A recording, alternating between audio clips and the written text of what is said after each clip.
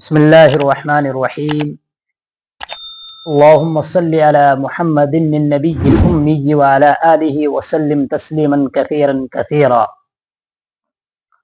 معزز سامعین کرام، آج اب حضرات کو شان مصطفیٰ بزبان قرآن بیان کروں گا۔ قرآن کریم نے اس طریقے سے اللہ رب العزت نے اپنے حبیب کی شان کو بیان کیا ہے۔ آج کل کے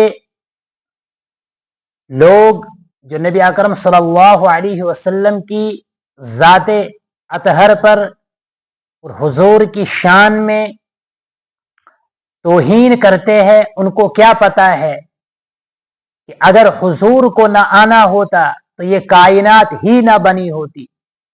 کائنات کی وجہ تخلیق حضرت نبی اکرم صلی اللہ علیہ وسلم کی آمد، حضرت نبی اکرم صلی اللہ علیہ وسلم نہ آتے تو پوری کائنات نہ ہوتی۔ ان کو بتانا چاہتا ہوں یہ وہ ہے کہ جن کی قسمیں اللہ نے قرآن میں کھائی۔ اللہ رب العزت نے اپنے مخصوص بندوں کو مخصوص قبیلوں کی طرف، مخصوص علاقوں کی طرف، مخصوص لوگوں کی طرف بھیجا، مخصوص گروہ کی طرف بھیجا۔ لیکن حضرت نبی اکرم صلی اللہ علیہ وسلم کی شان یہ ہے کہ اللہ رب العزت نے قرآن کریم میں کہا وَمَا أَرْسَلْنَاكَ إِلَّا رَحْمَةً لِّلْعَالَمِينَ، پورے عالم، دونوں عالم کے لیے، آسمانوں کے بھی نبی، بحر و بحر کے بھی نبی، شجر و حجر کے بھی نبی، جن و انس کے بھی نبی، تمام کائنات کے نبی ہے، جس کو حضرت حسان بن ثابت رضی اللہ تعالی عنہ نے ان الفاظ میں بیان کیا کہ وَأَحْسَنُ مِنْكَ لَمْ تَرَ قَطُّ عَيْنِي وَأَجْمَلُ مِنْكَ لَمْ تَلِدِ النِّسَاء خُلِقْتَ مُبَرَّأً مِنْ كُلِّ عَيْبٍ كَأَنَّكَ قَدْ خُلِقْتَ كَمَا تَشَاءُ۔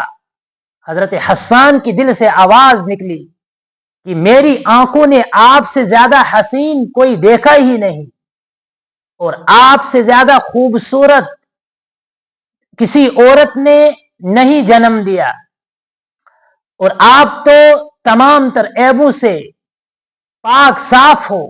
خلقتا، آپ کو پیدا کیا گیا، مبرأ من کل عیب، تمام تر عیوب سے بالکل پاک صاف۔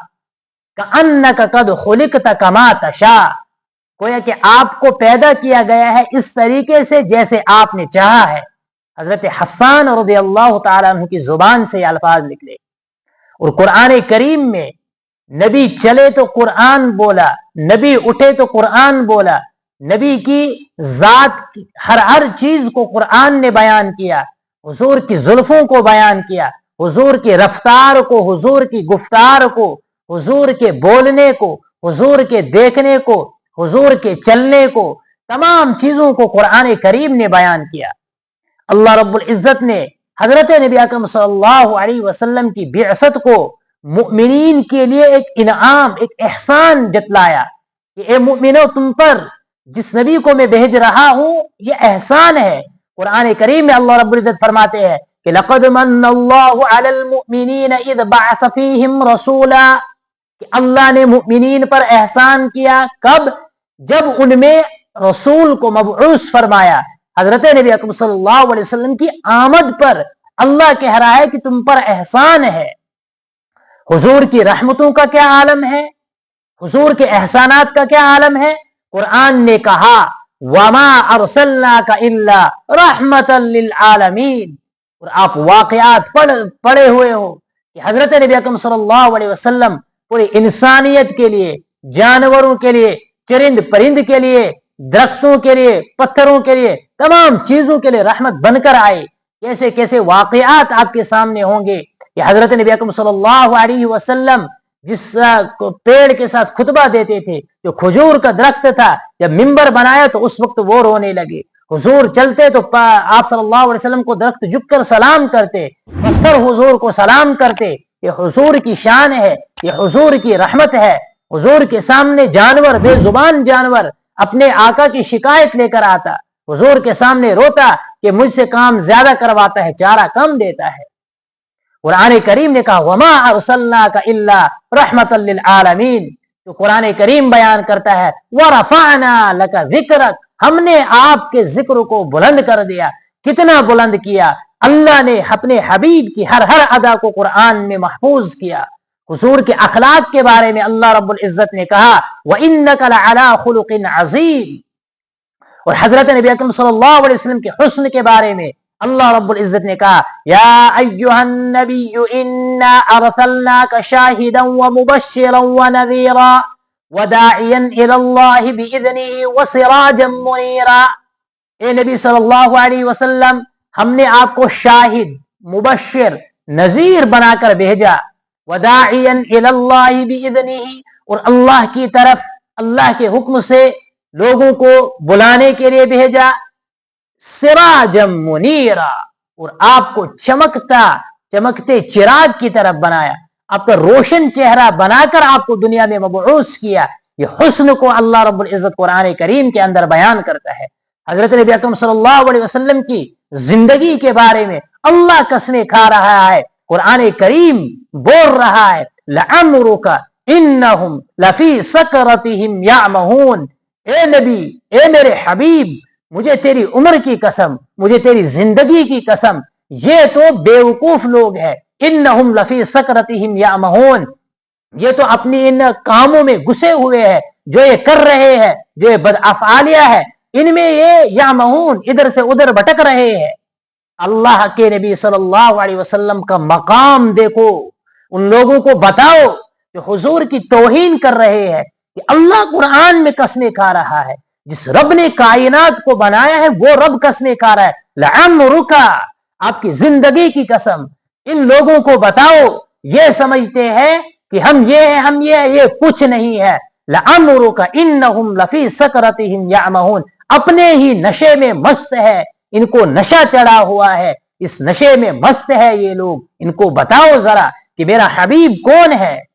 چہرے اطہر کے بارے میں قرآن بول اٹھا، والضحیٰ، حضور کی گیسووں کے بارے میں قرآن اٹھا، واللیل اذا سجا، قرآن نے کہا حضور کے چہرے اطہر کو بیان کرتے ہوئے والضحیٰ واللیل اذا سجا، حضور کی چشمان مبارک کو بیان کرتے ہوئے قرآن بول اٹھا ما زاغ البصر وما طغى، قرآن کریم بول اٹھا حضور کے کمالات کے بارے میں، حضور کے کمالات کا تذکرہ کرتے ہوئے کہ لقد رأى من آیات ربہ الکبریٰ، اس نے تو اپنے رب کی بڑی بڑی نشانیاں دیکھی۔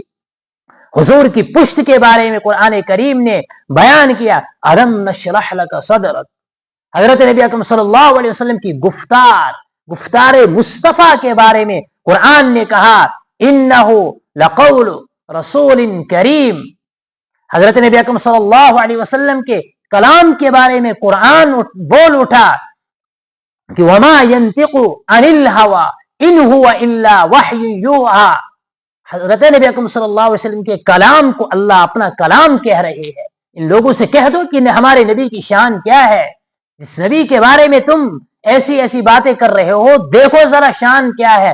اللہ رب العزت قرآن کریم کے اندر کہہ رہے ہیں کہ وما ينطق عن الهوى ان هو الا وحی یوحی، حضرت نبی اکرم صلی اللہ علیہ وسلم کے قلب اطہر کے بارے میں قرآن بول اٹھا کہ ما کذب الفؤاد ما رأى، حضرت نبی اکرم صلی اللہ علیہ وسلم کے دستے اطہر کے بارے میں قرآن بول اٹھا ید اللہ فوق ایدیہم، سینے اطہر کے بارے میں قرآن نے کہا الم نشرح لک صدرک ووضعنا عنک وزرک، حضرت نبی اکرم صلی اللہ علیہ وسلم کے قیام، حضور کے قعود کو قرآن نے بیان کیا کہ الذی یراک حین تقوم وتقلبک فی الساجدین، حضرت نبی اکرم صلی اللہ علیہ وسلم کے سجدے کو، رکوع کو، قیام کو قرآن بیان کر رہا ہے۔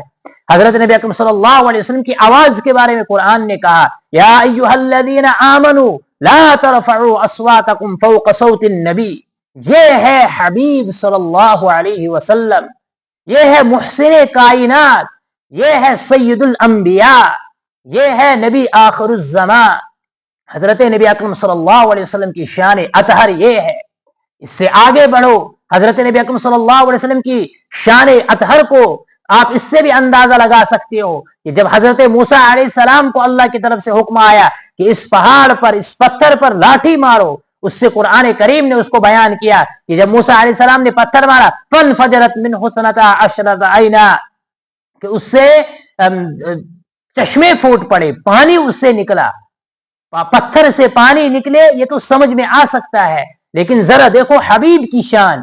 صلح حدیبیہ کے موقع پر جب پانی ختم ہو گیا، کفار نے جب حضرت نبی اکرم صلی اللہ علیہ وسلم کو روکا تھا، اس وقت جب پانی ختم ہو گیا تو کیا کرے؟ نبی اکرم صلی اللہ علیہ وسلم نے کہا کہ اگر کچھ تھوڑا سا پانی ہے لے آؤ. صحابہ نے تھوڑا سا پانی گلاس میں لایا، حضور نے اپنا دستے اطہر اس میں ڈالا تو انگلیوں سے پانی بہنے لگا. یہ ہے حبیب صلی اللہ علیہ وسلم. اس سے آگے بڑھو، حضرت ابو ہریرہ ایک مرتبہ سڑک پر لیٹے ہوئے ہیں. حضور نے پوچھا ابو ہریرہ کیا مسئلہ ہے؟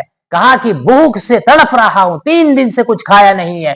اپنے ساتھ کر لیا. حضرت عائشہ سے کہا کہ کچھ ہے کھانے کے لیے؟ حضرت عائشہ نے کہا کہ کھانے کے لیے تو کچھ نہیں ہے لیکن پینے کے لیے تھوڑا سا دودھ ہے.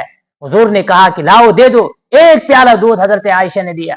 حضرت نبی اکرم صلی اللہ علیہ وسلم نے ابو ہریرہ سے کہا کہ ابو ہریرہ تیرا کام بن گیا، تیرا نہیں بلکہ تمام تر طالب علموں کو، اصحاب صفہ کو بلا، جتنے بھی حضرات ہیں ان سب کو بلا، یہاں پر وہ بھی آپ کے ساتھ دعوت کھائیں گے. حضرت ابو ہریرہ کہتے ہیں کہ میں نے کہا کہ یہ تو میری پیٹ نہیں بھر سکے گا 1 گلاس، تو پورے طالب علم جب آئیں گے تو میرے لیے کیا بچے گا؟ تو حضرت نبی اکرم صلی اللہ علیہ وسلم نے ابو ہریرہ کو کہا بلاؤ. بلا کر جب سب آئے کہا کہ لو بسم اللہ پڑھ کے ان کو پلاؤ.